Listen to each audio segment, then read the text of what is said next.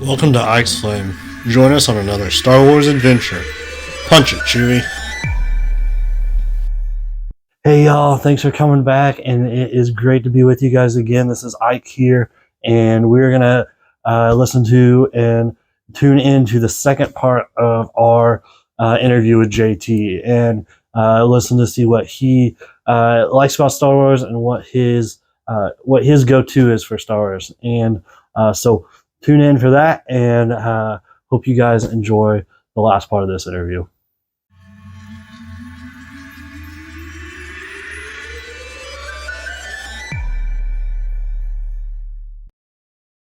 You do some cosplay, right? Or have done some cosplay? A little bit. Dabbled. Yeah, just dabbled a bit. Dabbled in it. I know you have some stuff with lightsabers. Have you built lightsabers? Is that, or what? Can you explain some of that stuff that you've been doing? Yeah, so the lightsaber stuff, the lightsaber content's pretty much the main stuff on my page. Okay, I'm terrible with consistency. Uploading on my Instagram, that's my main platform. But I basically just I've been doing what everybody's been doing when they were kids, right? They were swinging their plastic lightsaber outside. But I hopped on the bandwagon a little earlier than most people when it comes to the development tech coming out. My buddies Anthony Lagaipa and Gabe, they run the Civilized Sabers page, and they make the actual brightest NeoPixel on the market. Oh wow! You know, Christian Gale, he built my Starkiller hilt from scratch, one of one. Everybody has connections, a little bit trickle down. It's like surreal to me because I'm like, the Christian Gale, bow down. He's the guy building my Starkiller. No chance, man. It's just the circle of connectivity runs very tight. Everybody knows everybody, which is really cool because I felt honored. Because he's like the guy that does it, along with like Darth Alice, like in the community. And the lightsaber building community is completely different than the comic community, and but everything relates, and it's awesome. It really is. Big happy family. That's awesome. Yeah, definitely. So no, that's super cool. Have you gotten into like legend stuff? I know you mentioned Heir to the Empire a little bit there, but like, have you gotten into like Old Republic stuff, or not Legends, but High Republic stuff at all? I know that's a lot more books, comic stuff. So have you gotten into any of those? Yeah, the High Republic series, I actually know really nothing about. Okay. Compared to what's been spoon-fed in normal media, like playing Survivor, and you're on Kobo, and you find this big like holocron-shaped box, and it's a elevator that actually brings you down to a High Republic aesthetic, kind of like gold trim, ancient looking, really cool aesthetic. I hear like the stories and the people complaining online and stuff. That's not going to deter me from me wanting to learn my own knowledge about it. I simply haven't gotten into it. And you said you were just getting into comic books. I envy you. I want to forget it all so I can learn it again, because it is that good. I love it. Yeah, that's awesome. Yeah, definitely. And then have you gotten into like Old Republic stuff? Going way back in the Star Wars timeline? So much so as watching like the cinematics. There's like a handful of them, and they look so cool. I just had to get some of the helmets. But when it comes to the games, I've only seen gameplay on it. I've not gotten deep into that. There's a couple comic book series. There's the Knights of the Old Republic, like 50-issue run. Mm-hmm. There's like a 3-trade Old Republic run, and like Knights Errant and stuff like that of that era. But when you get into the comics too, as well, you can really jump into any, and I mean literally any era. Legacy is like 100-something years past Return of the Jedi, right? So how far away do you want to? You want to go back to Dawn of the Jedi too? The invention of like the lightsaber, like the protopack, the Jedi species. Yeah. So it's and like there's just those extremes, and you can end up anywhere. I think I was just looking at like a reading list, like a book order reading list, and like a comic list the other day. And I'm like, there's so much stuff. Like, there's no way I'm ever gonna get through all this. Yeah, it's like spanning from like Old Republic to, like you said, like 100 years have passed like the end there, and I'm like, wow, like there's just so much content, and good content too. It's not, but it's fun, and so yeah, that's awesome. Um, so another question I have for you, and like I said, and I know we chatted a little bit about this beforehand, but answer how you feel comfortable, whatever that looks like for you. Um, and and I find this question interesting, and different people answer it differently, and have different thoughts or whatnot. But do you have a because Star Wars, especially with the Force and Jedi and all that, there's definitely a spiritual aspect to Star Wars. For sure. And so, like, do you have a connection there? Is there anything for you that you're like, hey, that's hit home for me, or just not necessarily something you think about? It's not really something I think about when I'm in the universe because I'm already so immersed with just the aesthetic of everything.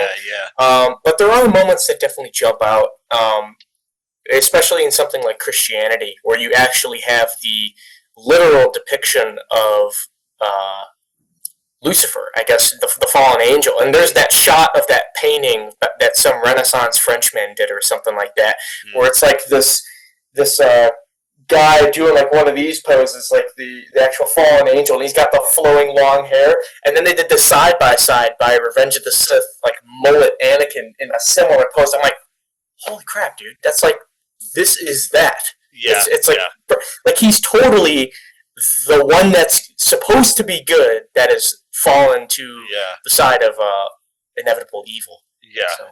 There are definitely some metaphors that jump out at me, but when it comes to the vast expansion and aesthetic of everything, it's hard to just think about anything else as well. Yeah, no, that's great. I love that. There's so many parallels that we can draw, but also there's, like you said, there's just the aspect of like it's just fun to be in the universe, like regardless of what your religious background, spiritual background, whatever that is. But as we talked about like earlier, like the Star Wars community is awesome. It really connects everyone, even if you're just there for like the music, alone. Exactly. And so it's just so much fun to dive into that. Is there anything else Star Wars related that you love diving into that we haven't talked about, or like you're like, hey, like I gotta talk about this if I'm talking about Star Wars? Let's see. We did the comics. We did. Prop building. I don't know. I don't know if you've checked it out on my page, but I'm yes, actually I did. building a commando droid. Escaped my brain there. Yeah. Yeah, I'm building the life-size BX commando droid that is featured in the Clone Wars. They do like the Neo from the Matrix, like whoa, like fly back when they get force pushed because they got magnet shoes. They swords. They flip around like ninjas. They're crazy, right? Yeah. I'm building one of those guys. It really comes down to willpower with me doing that stuff because I'm not like a professional prop maker or anything like that. That would be cool avenue to get more involved into. Definitely. That's in the works for sure. Yeah, that's awesome. And I think I saw like a General Grievous helmet, or I don't even know. Yes. Face mask type of thing on there as well that you had done. Is that something you had created from scratch? No, so the General Grievous bust, I actually got that from a company called Wicked Armor. Okay. And that was at the time that they were doing it, I don't know if the guy does it anymore, but it was like he made 3 of them. He kept one, gave one to his buddy, and then he sold the one. And then I commissioned him from it, and then it just went from there. And then you see him, he's got like pictures on his page. You've probably seen the viral clip of like the dude walking around in the Grievous costume. Yeah. That's most likely him. Yeah. That's awesome. That's awesome. So, like I said, I just love interviewing people, getting to know their Star Wars story. And so you're definitely a prequels guy, growing up in the prequels area, and that. So, like, do you have? And I got to ask this just because it can bring out some tension. What do you have a fondness for the sequels? Are you so about the sequels? How do you feel about them? I'm sore, and I think fans are justified to be sore as well because characters, especially like Luke, were mishandled when it comes to the knowledge of the directors. Yeah. And that's a whole rabbit hole on its own. Yeah. But at the end of the day, it's new Star Wars, and I'm glad it came out because it brought new fans in. Because for fans that are born good handful of years ago that are still kind of young, that's their introduction to Star Wars, just like the prequels for mine. Yeah. So I'm glad that they can at least get introduced to it, and then they have a whole avenue of awesome stuff, just waiting for them. So even if it's just an introduction factor, have it that way. For me, I see these sequels as like a glorified what if kind of reality. Definitely not in the head canon, but still cool, still neat. You can't doubt that even if you hate it, they're visually pleasing, right? Yeah. There's definitely aspects to them that are like super awesome. And I think I love that you brought up the point about like, it's an avenue to bring new people into Star Wars. And that's the thing. I've had conversations with people that like they're our age or older, where like they were around when the prequels were coming out, but their first Star Wars movie they saw was The Force Awakens, or they got into Mandalorian or whatever, and the series, and now they are huge Star Wars nerds, and they dive into it, and they've gone back and watched everything, and so I just think like I think that's super cool, like that. So just the newness of some of these things and how it's been promoted has brought even more people into kind of that Star Wars community. I just love that. And I think as long as we get content, hopefully that's the case. Keep getting people into this community. Anything new for sure to introduce people. I don't want it to become quote unquote diluted with too much stuff, because that is a dangerous thing to get into. Which is why a lot of people are kind of antsy for like the animated series and the comics and like stuff like that, because that's a way of introducing a new story without confusing the general populace with like there's how many movies. We're gonna be here a while. Like you can kind of get around by doing that, but like those like little side projects. But I think Mando season 1 is my favorite Disney era show to come out. But my favorite Disney era moment would probably be in Ahsoka. Spoilers if you haven't seen Ahsoka, episode 5. Seeing just that episode alone, the Clone Wars flashback with Ahsoka with Anakin in the armor. That is tying all of my world together. Childhood. Everything. I cried, dude. We did a watch party with our buddies. I've cried on stream. I don't even care about saying it. That was big for me. If anyone asked me, what is the one thing you want to come out that's Star Wars? You have a whole library of comics. What is the one thing you would choose? Live action Clone Wars. Live action Clone Wars, anything. I don't care what it is. And just that little bit we got was like everything I asked for. One of the coolest thing about it was that I got this tattoo, and it just happened that Hayden has already finished filming the show. So he knew in his mind, while writing it, that this kid's gonna lose his mind when he sees the show. So that was big. And I will say that was a really cool moment in Ahsoka, and some of the stuff they're doing with that is super awesome. So that's awesome. As we wrap it up, like, first off, thanks for coming on, chatting. I love chatting about Star Wars and that sort of thing.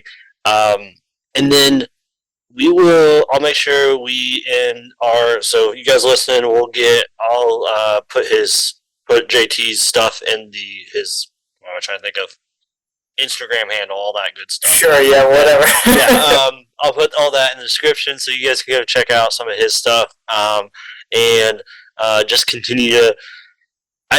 That's the thing. I love Star Wars community, and I love promoting other content creators, other people doing Star Wars stuff. And so, anytime I get a chance to do that, that is awesome. And so, sure, man. Let's keep that going. So make sure you guys go check JT out and see what he's up to. And go from there. Any last thing you want to say or talk about here before we close our interview for the day? Appreciate it, man. Yeah, a few things. So for those of you who are listening, this is my actual first time talking to this guy. And so that just proves that Star Wars fans can just kick it, right? Mm-hmm. We don't even know each other, and I can already talk to this guy for another, couple hours here before I go to bed, and then probably the next day, right? Like, that's just how deep the rabbit holes can go when it comes to passion. But yeah, dude, I really appreciate you having me on. Real quick is I'm actually working on some voice lines for a friend of mine. Her name is Sarah. She is doing a Cal Kestis audiobook. It's called Rebirth. It's in the making, still in the making, but I will be playing a character called Aiden, which is this dark side, hungry for power kind of character.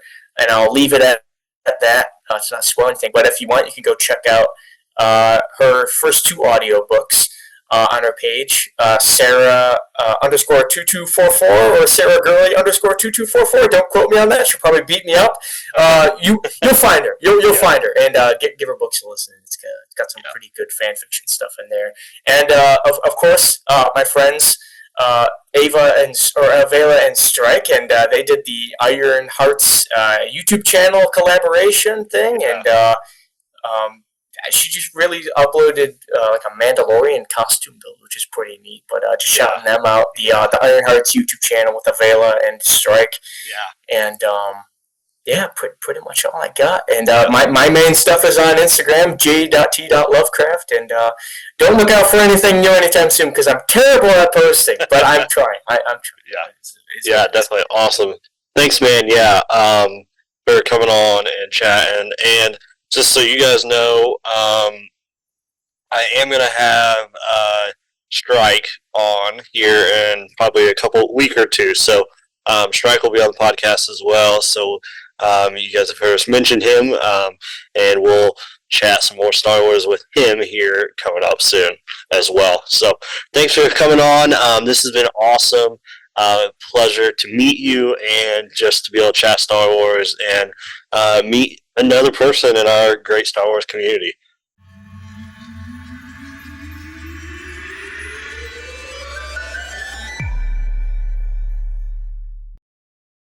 Hey, y'all. I hope you guys enjoyed the second part of this interview and the interview as a whole with JT. And hope you guys dived into this, enjoyed what we did today, and enjoyed getting to know another Star Wars person. We talk about this a lot on my channel and on the podcast here, but I think one of the coolest things about Star Wars is the community. This Star Wars community, I know we talked about Celebration and all that goes on with that. And we just got a really cool community that we can connect with the people all over the world. And I just hope you guys enjoyed this interview. And next week, we're going to talk to Strike. Strike is it has a YouTube channel with Vela, and so super cool about that. We interviewed Vela about a month ago and had her on the podcast. So join us next week for our interview with Strike. Light the fire.